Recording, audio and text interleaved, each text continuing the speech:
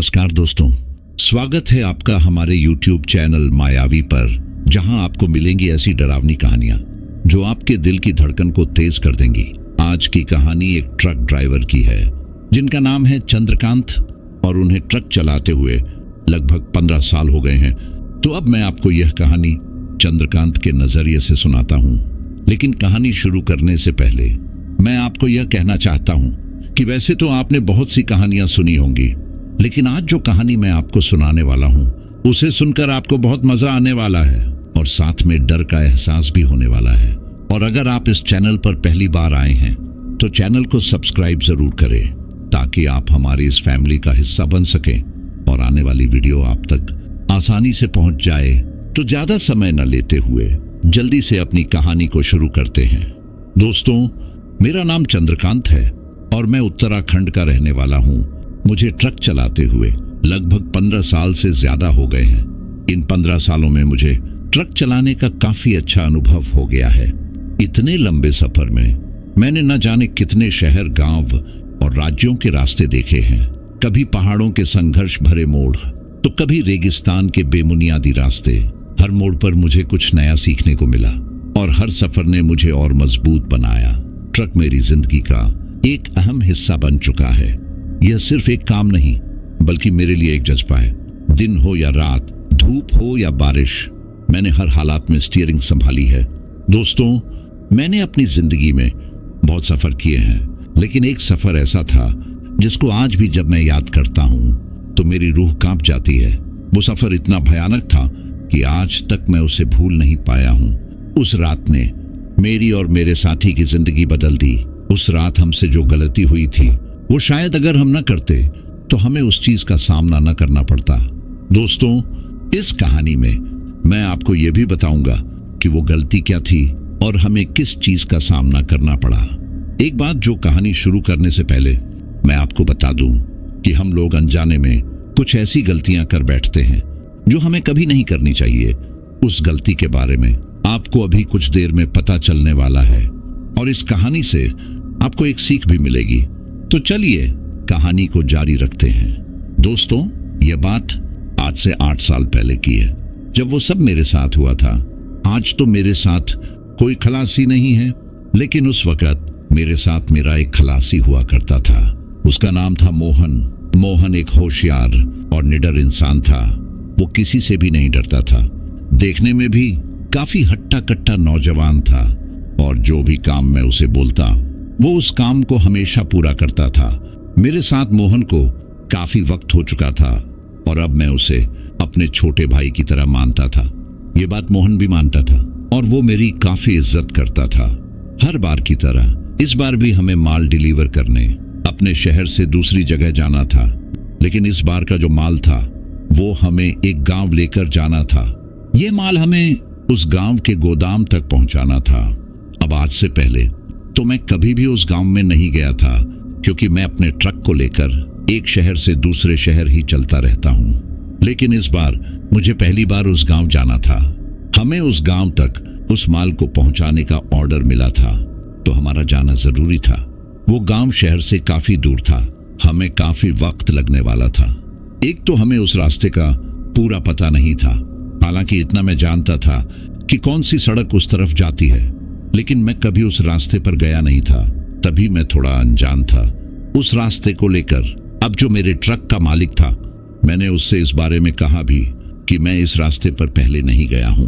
तो मेरी बात सुनकर वो मुझसे कहता है कि तुम्हारा जो खलासी है वो उस रास्ते को अच्छे से जानता है। अब मालिक की बात सुनकर जब मैंने अपने खलासी मोहन से पूछा तो उसने मुझे बताया कि हाँ उस्ताद, मैं उस रास्ते को जानता हूँ। और वो मुझसे यह भी कहता है कि आपसे पहले मैं जिस ड्राइवर के साथ काम करता था, उस ड्राइवर के साथ मैं 1 से 2 बार उस गांव तक गया हूँ। अब जब मोहन के मुंह से मैं ये बात सुनता हूँ तो मुझे थोड़ी तसल्ली हो जाती है कि चलो मोहन उस रास्ते को अच्छे से जानता है, अब टेंशन करने की कोई बात नहीं। उसके बाद मैं अपने ट्रक को माल लोड करने के लिए लगवा लेता हूँ। अब जब तक माल लोड हो रहा था तब तक मैं और मोहन थोड़ी बहुत बातें करते हैं।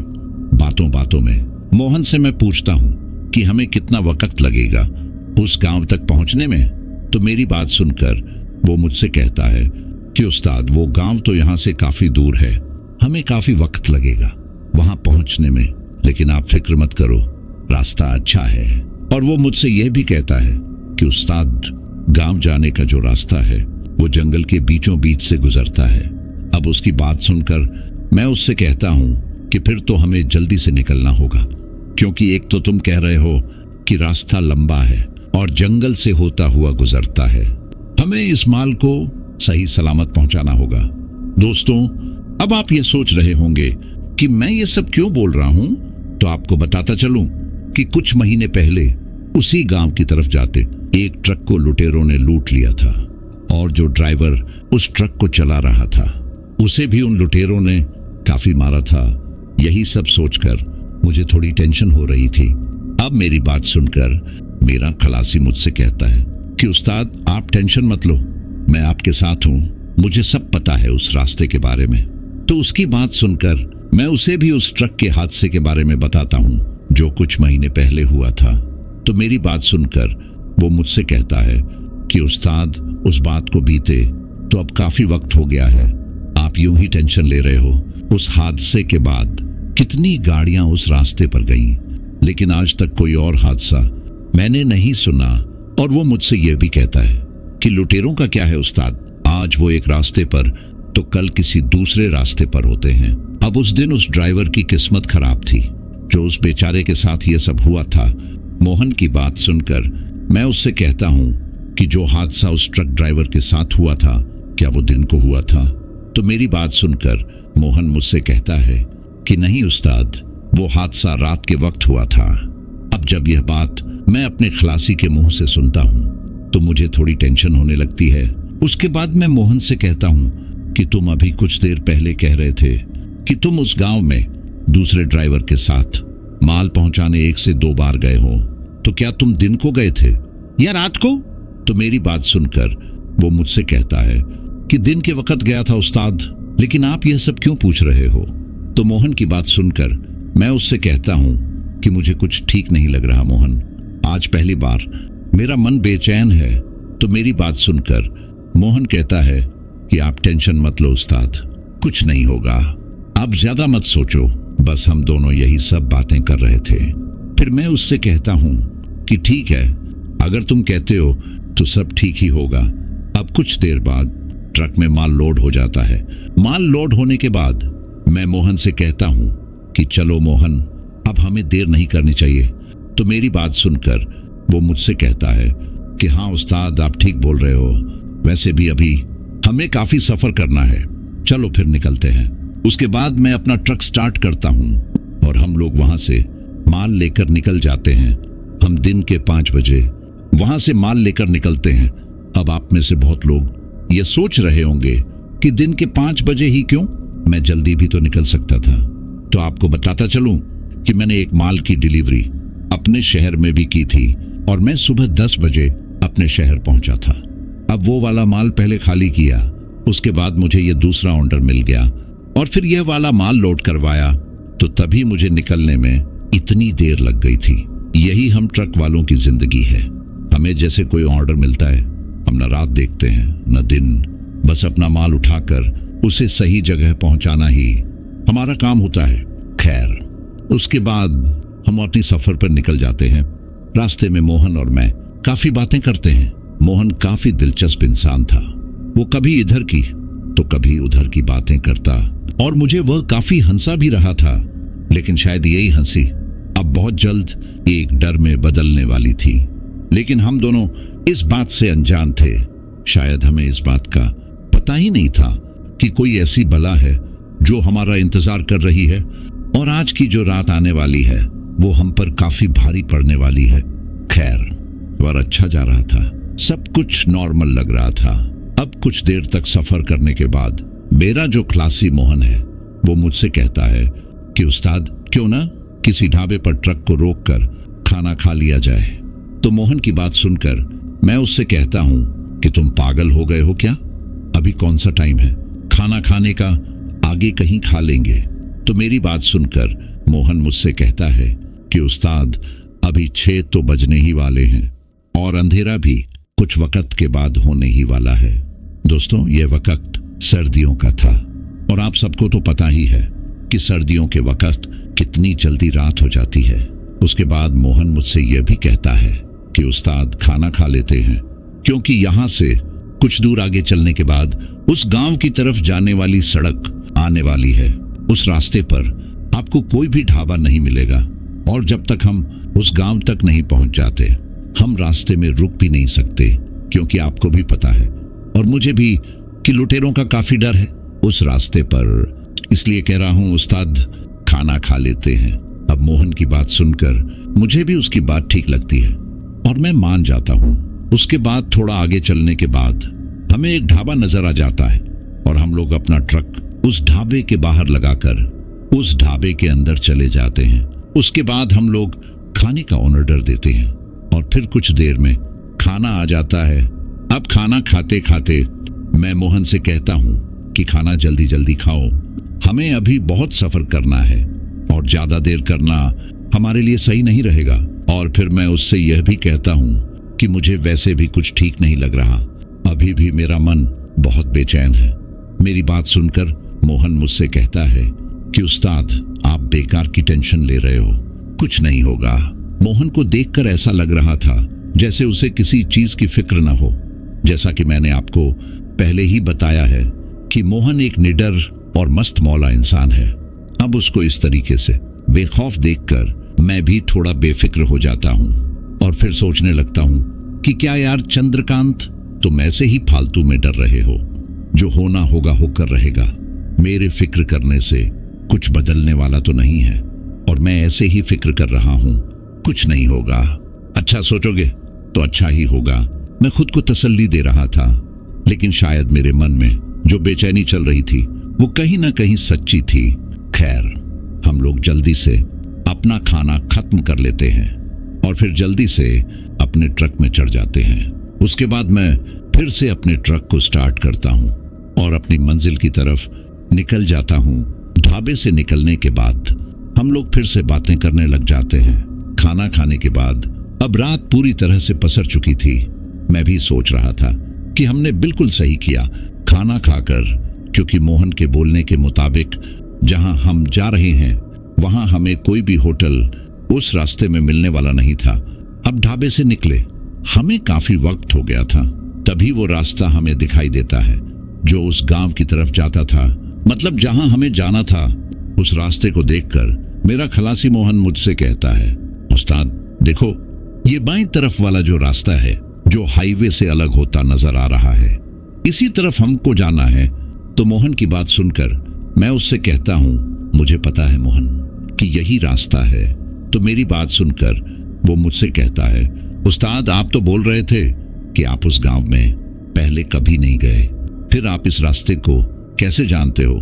तो मोहन की बात सुनकर मैं उससे कहता हूं, हाँ, मैं पहले कभी उस तरफ नहीं गया, लेकिन मुझे इतना पता है कि यह रास्ता उस गांव की तरफ जाता है, क्योंकि एक बार यहीं इसी जगह एक आदमी ने मुझसे लिफ्ट मांगी थी और जब मैंने उसे लिफ्ट दी थी तो उसने खुद को उस गांव का बताया था और उसने मुझसे कहा था कि यह रास्ता मेरे गांव की तरफ जाता है। इसी आदमी से ही मुझे उस हादसे के बारे में पता चला था जब उस ट्रक को लुटेरों ने लूटा था, और तब उस ट्रक को लूटे हुए सिर्फ 1 महीना ही हुआ था। तभी मैं इस रास्ते के बारे में जानता हूं कि यह रास्ता उस तरफ जाता है। हालांकि मैं कभी गया नहीं हूं, लेकिन आज हमारी किस्मत देखो, हमें आज माल लेकर इसी रास्ते से जाना पड़ रहा है। मेरी बात सुनकर मोहन मुझसे कहता है, तभी मैं सोचूं कि आपको कैसे पता कि ये रास्ता उस तरफ जाता है। खैर, उसके बाद हम अपने ट्रक को उस गांव की तरफ जाने वाले रास्ते की तरफ मोड़ लेते हैं, लेकिन शायद हमें इस बात का अंदाजा नहीं था कि उस तरफ जाकर हम कितनी बड़ी गलती कर रहे हैं और आगे चलकर हमारे साथ क्या होने वाला है, इस बात से हम दोनों अनजान थे। दोस्तों, वो कहते हैं ना, जो जिसकी किस्मत में लिखा होता है वो सब उसे भुगतना ही पड़ता है, और शायद आज हमारी किस्मत ने भी हमें किसी ऐसी चीज से मिलाना था जिसको हम आज तक भूल नहीं पाए हैं। खैर, अब हम अपने ट्रक को लेकर उस रास्ते की तरफ बढ़ जाते हैं। सब कुछ सामान्य लग रहा था, मुझे जरूर उस रास्ते पर चलते हुए थोड़ी बेचैनी हो रही थी, क्योंकि उस रास्ते पर लुटेरों का डर भी बहुत था। हालांकि आज से पहले मुझे कभी भी ऐसी बेचैनी महसूस नहीं हुई थी, लेकिन आज पहली बार मुझे कुछ अच्छा नहीं लग रहा था। तभी मोहन ट्रक का रेडियो ऑन कर लेता है और फिर गाने लगाकर गुनगुनाने लग जाता है। उसे इस तरह से गुनगुनाता देखकर मैं उससे कहता हूँ, तुम्हें कभी डर नहीं लगता क्या? तो मेरी बात सुनकर वो मुझसे कहता है, किस बात का डर उस्ताद? मुझे कोई डर वर नहीं लगता, और डर डर कर जीना भी कोई जिंदगी है क्या? हमेशा जिंदगी में खुश रहो। मोहन की बात सुनकर मुझे भी थोड़ी हिम्मत मिलती है और मैं उससे कहता हूँ, बात तो तुम्हारी सही है, लेकिन कभी कभी डरना भी बहुत जरूरी होता है। तो मेरी बात सुनकर मोहन थोड़ा मुस्कुराता है और फिर मुझसे कहता है, बात आपकी भी सही है।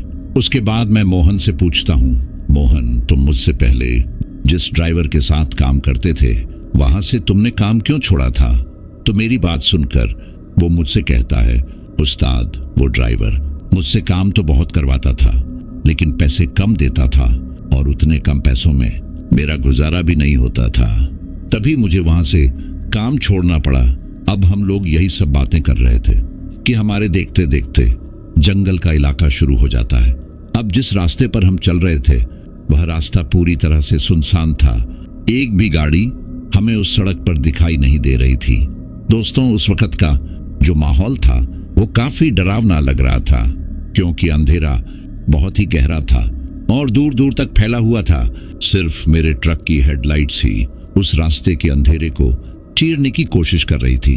हमें सिर्फ उतना ही नजर आ रहा था जितना हम अपने ट्रक की हेडलाइट्स से देख सकते थे।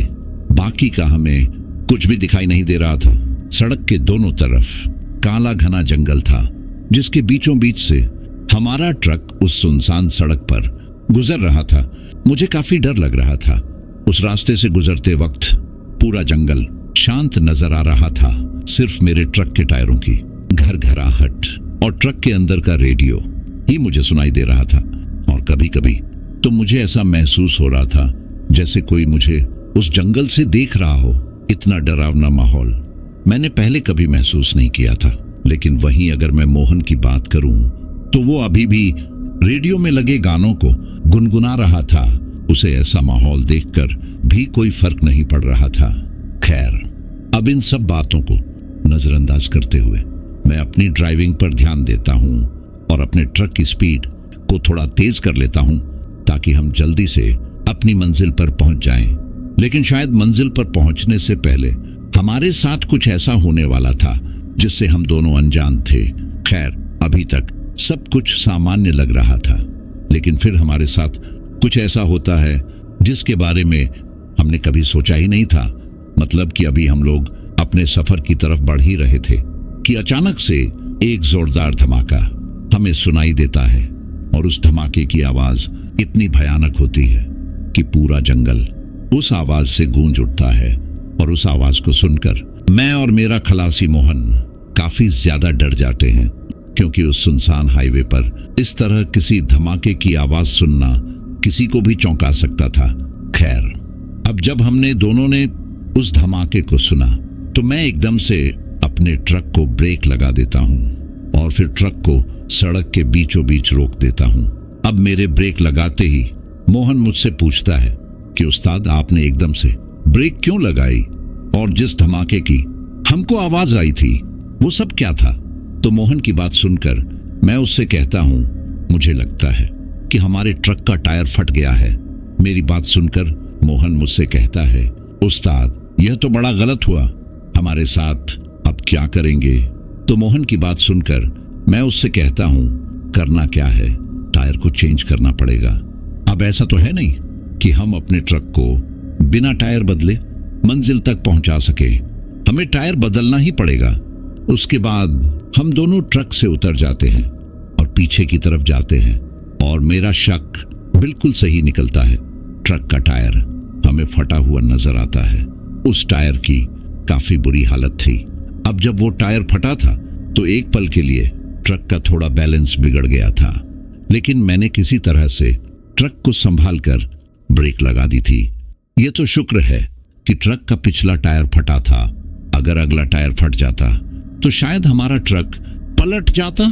खैर, उसके बाद मैं अपने खलासी मोहन से कहता हूं, तुम टायर को खोलो, मैं दूसरा टायर लेकर आता हूं। उसके बाद मोहन टायर को खोलने के काम में लग जाता है और मैं भी दूसरा टायर निकाल लेता हूं। दोस्तों, जिस जगह वो टायर फटा था वो जगह काफी ज्यादा अजीब और डरावनी नजर आ रही थी, क्योंकि जहां हम खड़े थे उस सड़क के नीचे की तरफ एक छोटी सी नदी बह रही थी और नदी में चलते पानी की आवाज हमें अच्छे से सुनाई दे रही थी। बाहर का माहौल काफी ठंडा था, क्योंकि जैसे कि मैंने आपको पहले भी बताया था कि वो वक्त सर्दियों का था। अब मोहन ट्रक के टायर को खोल लेता है और फिर मैं उसे दूसरा टायर पकड़ा देता हूं ताकि वो अच्छे से उस टायर को बदल दे। मेरे पास एक टॉर्च थी जिसकी रोशनी मैंने मोहन की तरफ की हुई थी, क्योंकि वो टायर बदल रहा था। इतने घने अंधेरे में वही टॉर्च ही हमारा सहारा थी। अब जब मैं उस टॉर्च को मोहन की तरफ टिकाकर खड़ा था तो बीच बीच में जंगल की तरफ भी मैं उस टॉर्च को लगाता था, क्योंकि मुझे अभी भी बहुत डर लग रहा था। मैं बस भगवान से एक ही दुआ कर रहा था कि हम लोगों का लुटेरों से सामना न हो, क्योंकि इतनी सुनसान सड़क पर, वो भी इतनी रात को, माल से भरे ट्रक को रोकना किसी खतरे से कम नहीं था। और उस वक्त लुटेरों का काफी डर भी हुआ करता था। खैर, अब कुछ ही देर में मोहन ट्रक का टायर बदल लेता है और मैं उस फटे हुए टायर को ट्रक में अच्छे से रख देता हूं। उसके बाद मैं ट्रक में चढ़ जाता हूं और ट्रक में चढ़ने से पहले मोहन से कहता हूं कि अब ज्यादा देर मत करो, हमें जल्दी से निकलना होगा। यहां ज्यादा देर रुकना खतरे से खाली नहीं है। तो मेरी बात सुनकर मोहन मुझसे कहता है, उस्ताद आप ट्रक में चढ़ो, मैं अभी आता हूं। तो मोहन की बात सुनकर मैं उससे कहता हूं, आखिर तुम जा कहां रहे हो? तो मेरी बात सुनकर वो कहता है, कहीं नहीं जा रहा उस्ताद, बस टॉयलेट करके अभी आता हूं। तो मोहन की बात सुनकर मैं उसे कहता हूं, जल्दी करो। उसके बाद मोहन ट्रक के पीछे की तरफ चला जाता है और मैं भी तब तक अपने ट्रक को स्टार्ट करता हूं। अब मुझे 5 मिनट से ज्यादा हो जाते हैं ट्रक में बैठे हुए, लेकिन अभी तक मोहन पीछे से वापस नहीं आया था। अब जब मोहन इतना वक्त लगाता है आने में तो मुझे उस पर काफी गुस्सा आ जाता है और मैं सोचता हूं कि आज अगर हमारे ट्रक को लुटेरों ने लूटा तो उसका पूरा जिम्मेदार यह मोहन होगा। कितना बेफिक्र इंसान है ये। इसे इतना तो पता होना चाहिए कि यहाँ रुकना हमारे लिए ठीक नहीं है। अभी मैं यह सब सोच ही रहा था कि तभी मोहन मेरी ट्रक की खिड़की के पास आ जाता है और फिर मुझे आवाज लगाकर कहता है, उस्ताद जल्दी नीचे उतरो। तो मोहन की बात सुनकर मैं उससे कहता हूं, तुम पागल हो गए हो क्या? एक तो तुमने आने में इतनी देर लगाई और अब बोल रहे हो कि नीचे उतरो। तो मेरी बात सुनकर वो कहता है, उस्ताद मैंने कुछ देखा है, क्या आप मुझे बता सकते हैं कि वो क्या है? तो मोहन की बात सुनकर मैं उसे कहता हूं, मुझे कुछ नहीं देखना, तुम जल्दी से ट्रक में बैठ जाओ। इस सुनसान रास्ते पर रुकना हमारे लिए ठीक नहीं है। तो मेरी बात सुनकर वो कहता है, उस्ताद आप एक बार तो देखो आखिर वो क्या है, उसके बाद हम जल्दी यहां से निकल जाएंगे। तो मोहन की बात सुनकर मैं उसे कहता हूं, आखिर बताओगे भी, क्या देखा है तुमने जो इतनी जिद कर रहे हो दिखाने की? तो मेरी बात सुनकर वो कहता है, आप खुद ही उतर कर देखो, मुझे तो कुछ समझ ही नहीं आ रहा कि आखिर वो सब क्या है। अब मोहन की इतनी जिद करने पर मैं ट्रक को बंद कर देता हूं और फिर से टॉर्च को जलाकर ट्रक से नीचे उतर जाता हूं। उतरने के बाद मैं मोहन से कहता हूं, तुम भी ना छोटे बच्चे की तरह जिद करते हो, अब दिखाओ मुझे क्या देखा है तुमने। तो मेरी बात सुनकर वो कहता है, उस्ताद मेरे पीछे आओ, मैं आपको दिखाता हूं कि आखिर मैंने क्या देखा है। अब मोहन की बात सुनकर मैं उसके पीछे पीछे चल पड़ता हूं।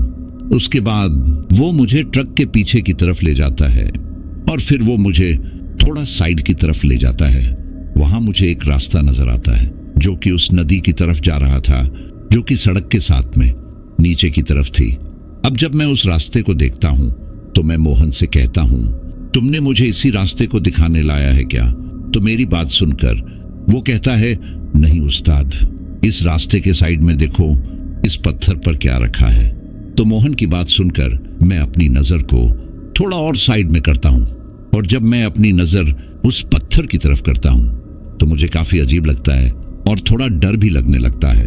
उस नजारे को अगर कोई आम आदमी देख ले तो वो काफी डर जाएगा।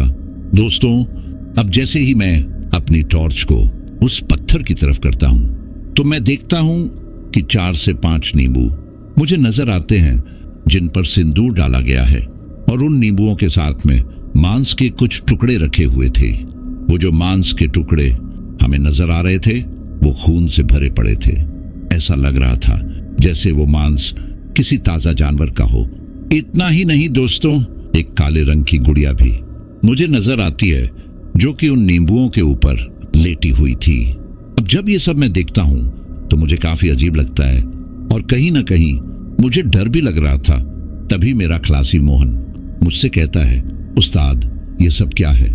तो मोहन की बात सुनकर मैं उससे कहता हूं, यहां से जल्दी निकलो, अब यहां ज्यादा देर रहना ठीक नहीं है। ये जरूर किसी ने कोई काला जादू किया है, और ये सारी सामग्री जितनी भी मुझे नजर आ रही है ये सब काले जादू की सामग्री है। जरूर इस गांव में कोई काला जादू करता होगा, क्योंकि बहुत से गांवों में लोग इन तंत्र मंत्रों में खोए रहते हैं। लेकिन हमें इससे क्या मतलब? चलो जल्दी, अब यहां एक पल भी रुकना ठीक नहीं होगा। तो मेरी बात सुनकर मोहन हंसता है और मुझसे कहता है, क्या उस्ताद आप भी इन बातों पर विश्वास करते हो? मैं इन बातों को नहीं मानता, यह सब झूठी ही अफवाहें हैं। तो मोहन की बात सुनकर मैं उसे कहता हूं, तुम मानो या ना मानो, लेकिन मैंने बचपन में अपनी दादी से सुना था कि बहुत से लोग रात के समय ये काला जादू करते हैं, और जो भी सामग्री यहाँ पड़ी हुई थी इनका उपयोग वो लोग करते हैं। मेरी दादी हमेशा मुझसे कहती थी कि कहीं भी अगर तुमको ऐसी कोई भी चीज नजर आए तो उससे हमेशा दूर रहना। तभी मैं तुमको बोल रहा हूं, इन चीजों से दूर रहो। आओ चलते हैं। अब मेरी बात सुनकर मोहन उसको एक मजाक के रूप में लेता है और मुझसे कहता है, क्या उस्ताद, मैंने तो सोचा भी नहीं था कि आपकी तरह का इंसान इन बातों पर विश्वास करता है। तो उसकी बात सुनकर मैं उससे कहता हूं, मुझे अब इस बारे में कोई बात नहीं करनी, चलो जल्दी ट्रक में चलते हैं। तो मेरी बात सुनकर वो मुझसे कहता है, उस्ताद 1 मिनट रुको, अब देखो मैं क्या करता हूं। तो उसकी बात सुनकर मैं उससे कहता हूं, तुम क्या करने वाले हो? कोई भी गलती मत करना, चुपचाप ट्रक में बैठ जाओ। तो मेरी बात को नजरअंदाज करके मोहन एक गलती कर बैठता है, और वो गलती इतनी खतरनाक होती है कि जिसका खामियाजा हमें आगे चलकर भुगतना पड़ता है। दोस्तों, मेरे काफी बार मना करने के बावजूद भी मोहन एक गलती कर देता है, और वो गलती ये होती है कि मोहन पहले तो उस पत्थर के पास जाता है और फिर एक जोरदार लात उस पत्थर पर पड़े नींबू और उस गुड़िया को मार देता है, जिसकी वजह से वो नींबू और वो गुड़िया वहां से गिरकर उस रास्ते से काफी नीचे पहुंच जाते हैं। अब जब मोहन ऐसा करता है तो उसको इस तरीके से करता देख मुझे काफी गुस्सा आ जाता है और मैं उसे काफी डांटता हूं, लेकिन मेरी डांट का उस पर कोई असर नहीं होता और वो मुझसे कहता है, उस्ताद लो, हो गया काला जादू खत्म। मोहन अभी भी उस बात को मजाक में ले रहा था, काफी हंस भी रहा था। उसके बाद मोहन मुझसे कहता है, उस्ताद छोड़ो इस बात को, चलो अब चलते हैं। मोहन की बात सुनकर मैं भी ट्रक की तरफ आ जाता हूँ और फिर मैं ट्रक में चढ़ जाता हूँ। मेरे चढ़ने के बाद मोहन भी ट्रक में चढ़ जाता है, लेकिन शायद मोहन को इस बात का अंदाजा नहीं था कि उसने कितनी बड़ी गलती कर दी है और इसकी सजा अब वो सारी उम्र भुगतने वाला है। उसके बाद मैं अपने ट्रक को स्टार्ट करता हूँ और फिर हम लोग आगे की तरफ निकल जाते हैं। अभी हम लोग वहां से आगे की तरफ चले ही थे कि अचानक से मुझे महसूस होता है जैसे ट्रक का जो लोड था वो और भी भारी हो गया है। दोस्तों, ऐसा मुझे महसूस हो रहा था, हालांकि ट्रक में जो माल था वो भी काफी भरा हुआ था, लेकिन मुझे ऐसा लग रहा था जैसे ट्रक ओवरलोड हो गया है, क्योंकि अभी कुछ देर पहले जब मैं ट्रक को चला रहा था, मतलब कि ट्रक के टायर फटने से पहले, तब मुझे ऐसा नहीं लग रहा था। लेकिन जब से हमने ट्रक का टायर बदला और हम लोग उस जगह को छोड़कर आगे बढ़े जिस जगह पर वो नींबू वगैरह हमें दिखे थे, तब से मुझे अपना ट्रक काफी भारी महसूस हो रहा था। अब ये चीज एक ट्रक ड्राइवर ही महसूस कर सकता है। कि ट्रक अचानक से भारी हुआ या नहीं। उसके बाद मैं ये बात अपने क्लासी मोहन से कहता हूँ कि मोहन यार, मुझे ऐसा क्यों लग रहा है जैसे हमारे ट्रक का जो लोड था वो बढ़ गया है। तो मेरी बात सुनकर वो मुझसे कहता है, लोड तो पहले से ही है उस्ताद, आपको ऐसे ही महसूस हो रहा है। और वो मुझसे ये भी कहता है कि आपको अभी भी उन लुटेरों की टेंशन है कि कहीं वो हम पर हमला ना कर लें, और आपको जल्दी से माल पहुंचाने की भी टेंशन है, शायद तभी आपको ऐसा लग रहा है। मोहन की बात सुनकर मुझे भी ऐसा लगता है कि शायद ये सही बोल रहा है, लेकिन कहीं ना कहीं मेरा मन यह सब मानने से मना कर रहा था, क्योंकि ट्रक का जो लोड था वो सच में ज्यादा हो गया था। खैर, अब मैं इस बात को नजरअंदाज करके अपनी ड्राइविंग पर ध्यान देता हूँ। हम जैसे जैसे आगे बढ़ रहे थे, रास्ता और भी सुनसान और डरावना होता जा रहा था। मेरे दिमाग में बस यही चल रहा था कि कहीं मैंने इस रास्ते पर आकर कोई गलती तो नहीं कर दी। और मैं ये भी सोच रहा था कि अब आगे से मैं कभी भी इस तरफ तो कभी नहीं आऊंगा। अभी मैं ये सोच ही रहा था कि मोहन रेडियो को फिर से ऑन करता है और फिर से गाने लगाने लगता है। उसके रेडियो ऑन करते ही मैं सोचता हूँ कि मोहन ने यह ठीक ही किया कि रेडियो ऑन कर लिया, नहीं तो मेरे दिमाग में ऐसे भी उल्टे सीधे ख्याल आ रहे थे। अब हम दोनों रेडियो में चलते गाने सुन रहे थे और मोहन उन गानों को गुनगुना रहा था। अब कुछ देर तक तो सब ठीक रहता है, लेकिन फिर कुछ देर में सब एकदम से बदल जाता है। मतलब कि मोहन, जो कि रेडियो में लगे गाने गुनगुना रहा था, अब अचानक से उसने गुनगुनाना बंद कर दिया। अब जब मोहन एकदम से चुप हो जाता है तो पहले तो मुझे यह सामान्य बात लगती है, लेकिन फिर जब मैं उससे कुछ पूछता हूँ कि आखिर क्या हो गया मोहन, तुम एकदम से शांत क्यों हो गए, तो मेरी बात सुनकर मोहन ने कोई भी जवाब नहीं दिया। मेरे 1 से 2 बार पूछने पर भी जब मोहन का कोई जवाब नहीं आता तो मैं ट्रक को थोड़ा धीमा कर लेता हूँ और पहले तो रेडियो को बंद कर देता हूँ। फिर मोहन को दोबारा से पूछता हूँ कि आखिर बताओगे क्या हुआ, तुम एकदम से चुप क्यों हो गए हो और मेरी बात का जवाब क्यों नहीं दे रहे हो। लेकिन मोहन अभी भी शांत था। दोस्तों, मोहन की हालत ऐसी थी कि वो एकदम से शांत बैठा था। उसके माथे से पसीना छलक रहा था और वो मुझे थोड़ा डरा हुआ लग रहा था। अब इस तरीके से मैंने पहले कभी भी मोहन को डरते नहीं देखा था। अब मोहन की ऐसी हालत देखकर मुझे भी थोड़ा डर लगने लगा था, क्योंकि जो मोहन इतना दिलदार इंसान होकर भी अगर ऐसी हालत में था तो इसके पीछे कोई ना कोई वजह जरूर होगी। एक और बात जो मैं आपको कहना चाहता हूं दोस्तों, मोहन जो था उसकी आंखें खिड़की से बाहर जो ट्रक का साइड मिरर था उस पर टिकी हुई थी और वो अभी भी खिड़की की तरफ ही देख रहा था। अब उसको इस तरीके से खिड़की की तरफ देखते हुए मैं सबसे पहले ट्रक को ब्रेक लगाकर रोक लेता हूं और फिर अपने हाथ से मोहन के कंधे को छूकर उसे हिलाता हूं। अब जब मैंने मोहन को छुआ तो पहले तो मोहन एकदम से चौंक जाता है। उसके चौंकने के बाद मैं उससे पूछता हूं कि क्या हुआ मोहन, तुम इतना डरे हुए क्यों हो। तो मेरी बात सुनकर मोहन मुझसे कहता है, उस्ताद, मैंने ट्रक के पीछे की तरफ किसी को चढ़ते हुए देखा है। और वो मुझसे यह भी कहता है कि उस्ताद, पहले तो मुझे लगा कि यह मेरा कोई भ्रम है, लेकिन उसके बाद वो जो भी चीज मुझे नजर आई वो ट्रक के साइड की तरफ आती हुई मुझे दिखाई दी। उस्ताद, वो कुछ अजीब ही थी। अब मोहन की बात सुनकर मैं भी थोड़ा डर जाता हूँ और सोचता हूँ कि कहीं कोई लुटेरा हमारे ट्रक पर तो नहीं आ गया और उसी को मेरे खलासी ने देखा हो। उसके बाद मैं मोहन से कहता हूँ, मोहन, मुझे तो लगता है कि जरूर ये कोई लुटेरा होगा जो तुमने देखा होगा। शायद जब हम लोग ट्रक का टायर बदल रहे थे तो ये लुटेरा तब हमारे ट्रक पर चढ़ गया हो। मोहन यार, मुझे तो बहुत डर लग रहा है। लगता है इसके साथी भी हमें आगे मिल जाएंगे। और जो हादसा आज से कुछ महीने पहले उस ट्रक ड्राइवर के साथ हुआ था, आज वो हादसा हमारे साथ होने वाला है। मेरी बात सुनकर मोहन मुझसे कहता है, उस्ताद, जो चीज मैंने देखी है ये कोई लुटेरा नहीं है उस्ताद, ये कुछ अजीब ही था। उसकी बात सुनकर मैं उससे कहता हूँ, तुम्हारे बोलने का मतलब क्या है। तो मोहन मुझसे कहता है, उस्ताद, एक भयानक साया मैंने अपने ट्रक के साइड की तरफ देखा जो हमारे ट्रक पर चिपक कर बैठा था और उस साये ने कई बार मेरे करीब आने की कोशिश की। उस्ताद, मुझे बहुत डर लग रहा है, आप जल्दी से ट्रक को भगाओ। मोहन की बात सुनकर मुझे थोड़ा अजीब लगता है और मैं सोचता हूँ कि कहीं मोहन मुझे डराने की कोशिश तो नहीं कर रहा या फिर मुझसे कोई मजाक कर रहा हो, क्योंकि मोहन तो किसी भी चीज से नहीं डरता था। अब ऐसा कौन सा साया इसने देख लिया जो यह सब मुझसे कह रहा है। मुझे इतना तो पता था कि मोहन भूत प्रेतों पर विश्वास नहीं करता और न ही मैं इन बातों पर विश्वास करता हूँ। उसके बाद मैं मोहन से कहता हूँ, तुम्हें मैं ही मिला हूँ पागल बनाने को। आगे ही इस रास्ते पर इतना डर है और तुम भी मुझे डराने की कोशिश कर रहे हो। तो मेरी बात सुनकर वो मुझसे कहता है, उस्ताद, मैं झूठ नहीं बोल रहा, आप मेरी बात का विश्वास करो।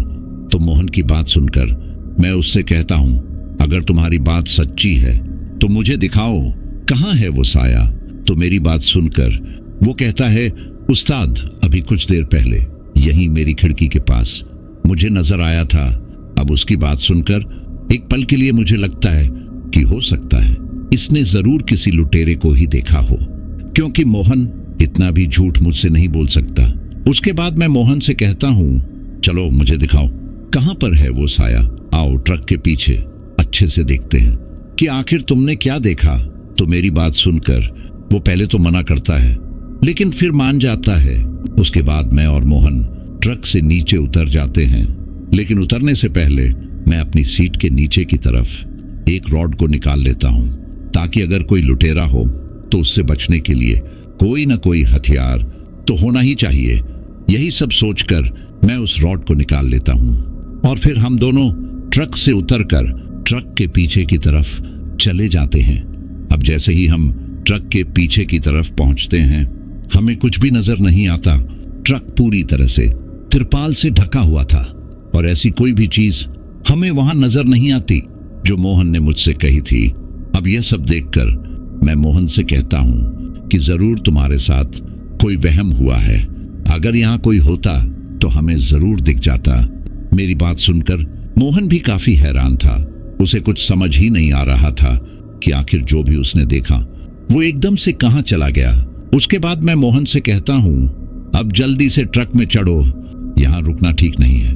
तो मेरी बात सुनकर मोहन ट्रक में चढ़ जाता है और फिर मैं भी अपने ट्रक का फाटक खोलकर ट्रक में चढ़ जाता हूं। फिर हम अपना ट्रक स्टार्ट करके वहां से आगे की तरफ निकल जाते हैं। अब मैं अपने ट्रक की स्पीड को थोड़ा तेज कर लेता हूं ताकि हम जल्द से जल्द उस गांव तक पहुंच जाएं। अभी हम लोग वहां से थोड़ा आगे की तरफ चले ही थे कि अचानक से जंगल से कोई जानवर एकदम से निकलकर हमारे ट्रक के सामने आ जाता है। अब जब तक मैं वो सब समझ पाता कि आखिर वो क्या था, तब तक वो जो भी था मेरे ट्रक के नीचे आ जाता है और एक जोरदार आवाज मेरे ट्रक के नीचे से आती है। अब जब एकदम से मेरे साथ वो चीज हुई तो मैंने अपनी तरफ से पूरी कोशिश की थी ब्रेक लगाने की, लेकिन शायद मेरे ब्रेक लगाने से पहले ही वो जो भी चीज थी या जो भी कोई जानवर था मेरे ट्रक के नीचे आ गया था।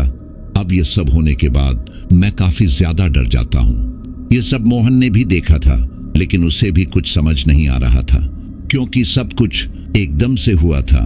ये सब होने के बाद मैं और मोहन जल्दी से अपने ट्रक से बाहर आ जाते हैं और मैं अपनी टॉर्च को जलाकर ट्रक के नीचे की तरफ रोशनी करता हूँ।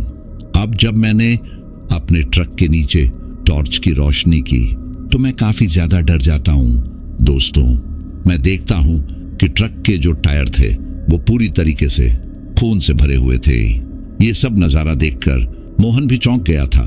अब हम लोग ज्यादा न सोचकर उस चीज को देखने की कोशिश करते हैं कि आखिर जो भी चीज या जानवर हमारे ट्रक के नीचे आया वो क्या था। हम दोनों उस चीज को अच्छे से पीछे की तरफ भी देखते हैं, लेकिन हमें सिवाय खून के वहां कुछ भी नजर नहीं आता। अब हम लोगों की तो कुछ समझ में ही नहीं आ रहा था कि आखिर जो भी हमारे ट्रक के नीचे आया वो गया तो गया कहां और वो क्या था।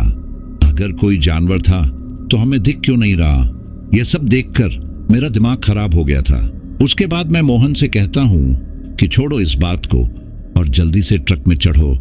उसके बाद मोहन और मैं दोनों ट्रक में चढ़ जाते हैं और अपने ट्रक को स्टार्ट करके जितनी जल्दी हो सके वहां से निकल जाते हैं।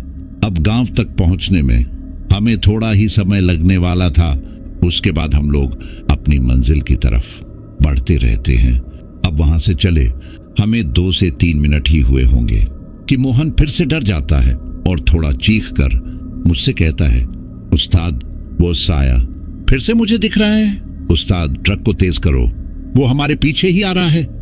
अब उसकी बात सुनकर मुझे कुछ समझ ही नहीं आ रहा था कि उसकी बात पर यकीन करूं या नहीं। लेकिन जो भी अब तक हमारे साथ उस रास्ते में हुआ था, उन सब को सोचकर मुझे थोड़ा थोड़ा विश्वास हो भी रहा था। लेकिन पूरी तरह से अभी भी मैं इस बात को नहीं मान रहा था कि जो भी मोहन मुझसे कह रहा है क्या वो सच है। अब जब मोहन को 1 से 2 बार वो साया फिर से नजर आता है तो मोहन अपनी सीट से उठकर मेरी सीट के पीछे आ जाता है।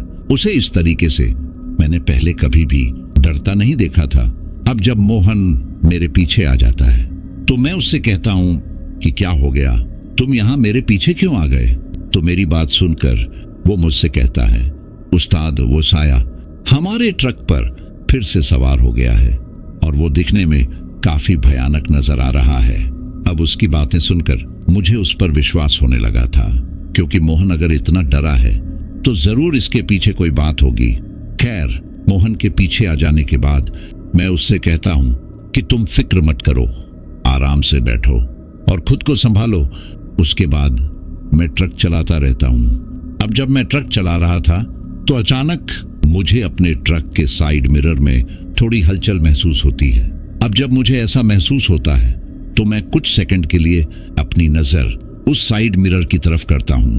अब जैसे ही मैंने अपनी नजर उस साइड मिरर की तरफ की तो जो मैं देखता हूं उसे देखकर मेरी आंखें फटी की फटी रह जाती हैं। इतना डरावना मंजर मैंने अपनी जिंदगी में पहली बार देखा था दोस्तों। अब जैसे ही मेरी नजर उस साइड मिरर पर पड़ती है तो मैं देखता हूं कि सच में एक काला साया मेरे ट्रक के साइड की तरफ मुझे दिखाई देता है। और अब मुझे पूरे तरीके से विश्वास हो जाता है कि जो भी मेरा खलासी मोहन मुझसे कह रहा था वो सब सच था। दोस्तों, वो साया काफी अजीब तरीके से ट्रक पर चिपका हुआ मुझे नजर आ रहा था, जिस तरीके से कोई छिपकली किसी दीवार पर चिपक कर बैठती है, उसी तरीके से वो साया मेरे ट्रक के साइड में पीछे की तरफ चिपका हुआ मुझे नजर आ रहा था।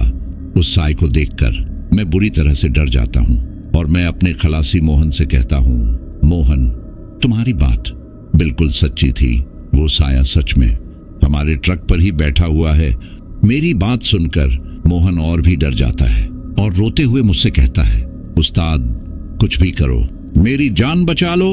मोहन की बात सुनकर मैं एकदम से शांत हो गया था, क्योंकि मुझे कुछ भी समझ नहीं आ रहा था कि आखिर उस साये से कैसे बचा जाए। अभी मैं ये सोच ही रहा था कि तभी वो साया उस ट्रक से साइड से चलता हुआ मेरी खिड़की के काफी करीब आ जाता है। और जब वो साया मेरे ट्रक की खिड़की के पास आ जाता है तो उस चीज को देखकर मेरी हालत काफी ज्यादा खराब हो जाती है। इतना भयानक नजारा मैंने अपनी जिंदगी में पहली बार देखा था। दोस्तों, मैं देखता हूं कि जब वो साया मेरे काफी करीब आ जाता है तो वो साया एक औरत की तरह मुझे नजर आता है, लेकिन वो दिखने में कोई साधारण औरत नहीं बल्कि किसी चुड़ैल की तरह नजर आ रही थी। दोस्तों, उस चुड़ैल ने काली पोशाक पहनी हुई थी, उसके काफी लंबे काले बाल जो कि हवा में लहरा रहे थे, बड़े बड़े दांत और लंबे लंबे नाखून मुझे साफ साफ दिखाई दे रहे थे। उसका चेहरा इतना भयानक था कि उसको शब्दों में पिरोना काफी मुश्किल था। उसकी आंखें बिल्कुल आग में जले अंगारों की तरह नजर आ रही थीं। मैं चाहकर भी उससे अपनी नजरों को मिला नहीं पा रहा था। इतना भयानक चेहरा अगर कोई भी देखे तो उसे हार्ट अटैक हो जाए, और शायद अब मेरी हालत भी कुछ ऐसी ही थी। मुझे बस ऐसा महसूस हो रहा था जैसे अभी कुछ देर में मुझे हार्ट अटैक आने वाला है। और वो जो भी कोई चीज या चुड़ैल थी वो काफी ध्यान से मुझे बाहर की तरफ से उस शीशे से देख रही थी। मेरे हाथ जैसे मानो स्टीयरिंग पर जाम से हो गए थे। मुझे बस ऐसा लग रहा था जैसे अब मेरे ट्रक का बैलेंस बिगड़ जाएगा और हमारा ट्रक पलट जाएगा। लेकिन एक बात की समझ मुझे अभी तक नहीं आई थी। वो जो भी थी हमारे ट्रक के अंदर अभी तक नहीं आई थी। शायद हमारे ट्रक में लगी भगवान की जो मूर्ति थी, ये सब उसी की शक्ति थी कि वो चुड़ैल अभी तक हमारे ट्रक के अंदर नहीं आई थी। अब किसी तरीके से उसी तरह ट्रक चलाते हुए मेरा खलासी मोहन मुझसे कहता है, उस्ताद वो देखो गांव नजर आ गया है। उस्ताद आप किसी तरीके से अपने ट्रक को गांव तक पहुंचा दो, फिर शायद हम बच जाएं। मोहन की बात सुनकर मुझे एक उम्मीद नजर आने लगी कि शायद गांव में पहुंचकर हमारी जान बच सकती है। अब इतना तो मुझे पता चल चुका था कि यह चुड़ैल हमारे केबिन के अंदर आने वाली नहीं है, क्योंकि ट्रक के अंदर भगवान शंकर की मूर्ति लगी हुई थी। अब इसी बात को ध्यान में रखकर मैं थोड़ी हिम्मत करके अपने ट्रक को गांव की सीमा के अंदर ले जाता हूं और फिर हम लोग गांव में पहुंच जाते हैं। अब जैसे ही हम लोग गांव पहुंचते हैं तो मैं अपनी खिड़की की तरफ डरते हुए देखता हूं कि क्या वो चुड़ैल अभी भी वहीं पर है। लेकिन जैसे ही मैं अपने ट्रक के साइड मिरर में देखता हूं तो मुझे उस तरफ कोई भी नजर नहीं आता। मोहन अभी भी मेरी सीट के पीछे ही बैठा हुआ था। उसके बाद मोहन मुझसे कहता है कि उस्ताद क्या अभी भी वो साया आपको दिख रहा है? तो मोहन की बात सुनकर मैं उससे कहता हूं कि नहीं, मुझे अब कोई भी नजर नहीं आ रहा। मेरी बात सुनकर मोहन चैन की सांस लेता है और फिर मुझे भी थोड़ी तसल्ली मिल चुकी थी कि चलो उस चीज से कहीं पीछा छूटा। लेकिन शायद हम गलत थे, क्योंकि अभी भी हम लोगों का पीछा नहीं छूटा था। दोस्तों, उसके बाद हम लोग अपना माल लेकर उस गोदाम में पहुंच जाते हैं, लेकिन गोदाम बंद हो चुका था। अब हमें सुबह का इंतजार करना था। उसके बाद मैं और मेरा खलासी मोहन उस गोदाम के बाहर ट्रक लगाकर पूरी रात उसी ट्रक में बिताते हैं, क्योंकि हम जानते थे कि जब तक हम इस ट्रक के अंदर हैं, हम सुरक्षित हैं। वो पूरी रात हम उस ट्रक से बाहर नहीं आए और फिर हम लोग ट्रक के अंदर ही सो गए थे। उसके कुछ समय के बाद सुबह हो जाती है और फिर हम लोग अपना माल डिलीवर करके वापस लौट जाते हैं। अब दिन के वक्त तो हमारे साथ कुछ नहीं होता है, लेकिन हम दोनों अभी भी उस रात को भूले नहीं थे। उसके बाद हम लोग वापस आ जाते हैं। अब वापस आकर मैं अपने मालिक से कहता हूं कि 1 से 2 दिन का मुझे काम नहीं करना है, क्योंकि मुझे अपने घर पर कुछ जरूरी काम है। तो मेरी बात सुनकर मेरे ट्रक का मालिक मान जाता है। दोस्तों, मुझे कोई भी जरूरी काम नहीं था, लेकिन मुझे आराम की सख्त जरूरत थी, क्योंकि मेरा बदन पूरी तरह से टूट रहा था। मुझे ऐसा महसूस हो रहा था जैसे मैं बीमार होने वाला हूं। उसके बाद मैं मोहन से भी कहता हूं कि तुम भी 1-2 दिन आराम करो, उसके बाद हम काम पर आएंगे। तो मेरी बात सुनकर वो भी हामी भरता है। उसके बाद मैं अपने घर चला जाता हूं और घर पहुंचकर वही होता है जो मैंने सोचा था, मतलब कि मैं काफी बीमार हो जाता हूं। मेरी हालत काफी बिगड़ चुकी थी, काफी तेज बुखार मुझे आ रहे थे। यह सब देखकर मेरी बीवी काफी ज्यादा डर जाती है। कोई भी दवा मुझ पर असर नहीं कर रही थी। दोस्तों, जब भी मैं रात को सोता, मुझे वो चुड़ैल अपने सामने हंसते हुए नजर आती और मैं पूरी रात चीखता रहता था। अब जब ऐसी हालत मेरी बीवी देखती है तो वो थोड़ा बहुत तो समझ ही गई थी कि यह बात सामान्य नहीं है। उसके बाद वो मुझसे पूछती है कि आखिर आपके साथ कोई ऐसी वैसी घटना तो नहीं हुई थी जिसकी वजह से आपकी ऐसी हालत हुई है।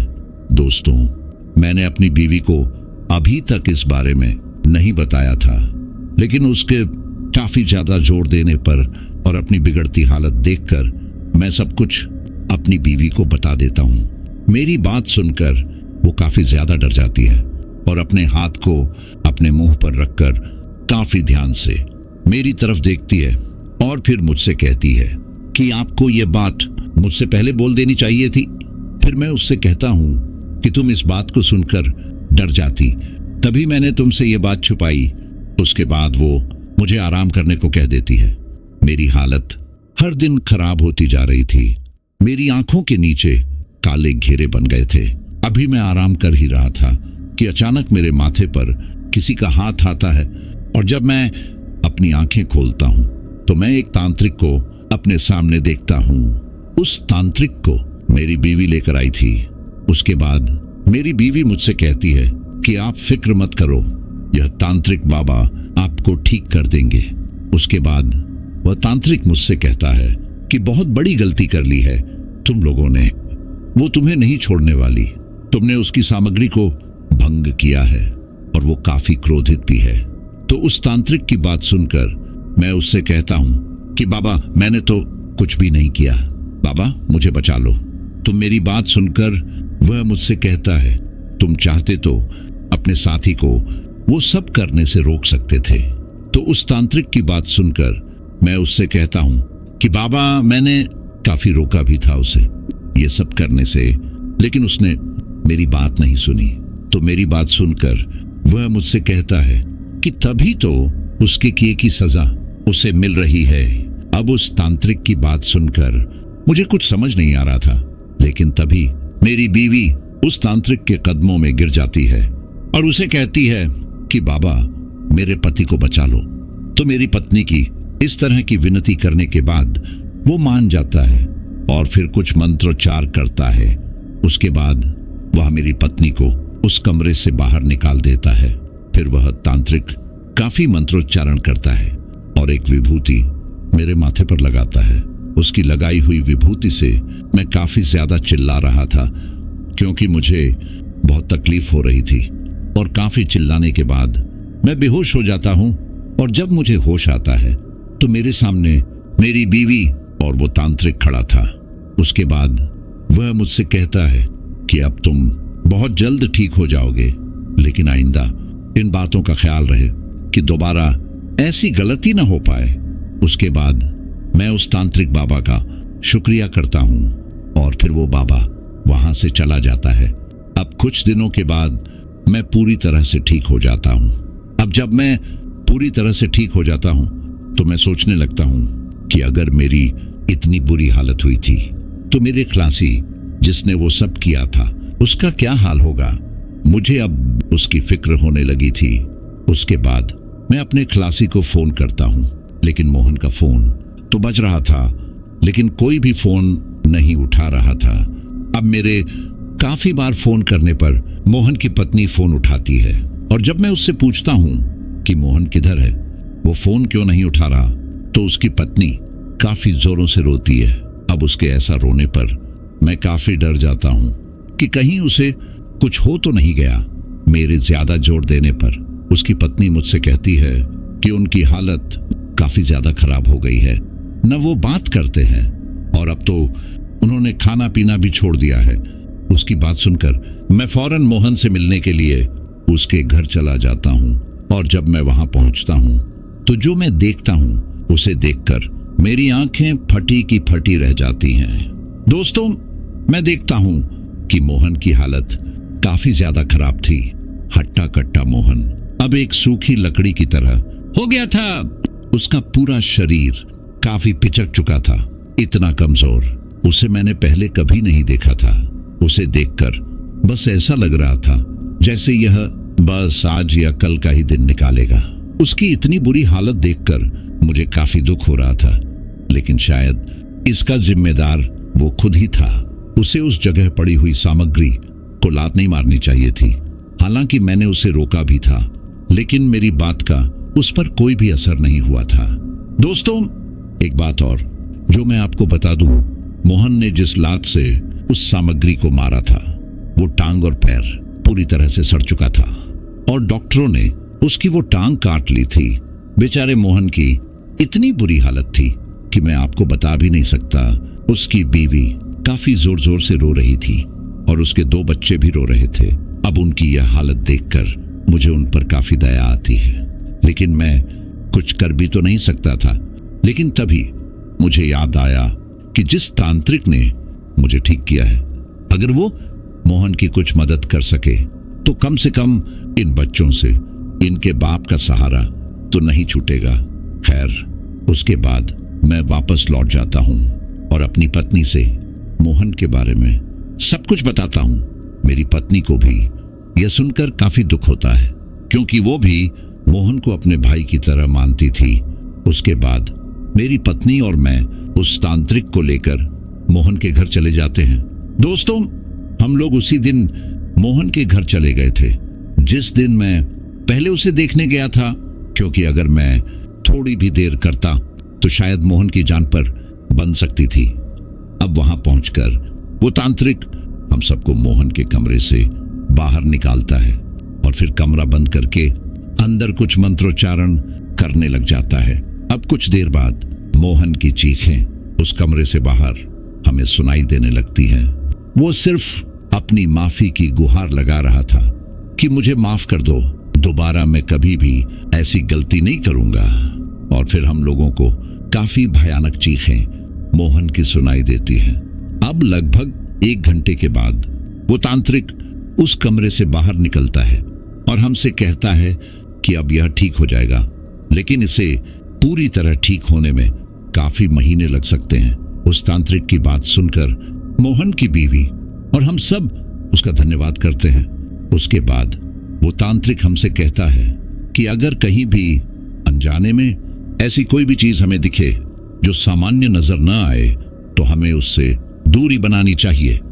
उसके बाद हम सब उस तांत्रिक की बात मानकर हामी भरते हैं और फिर वो तांत्रिक वहां से चला जाता है।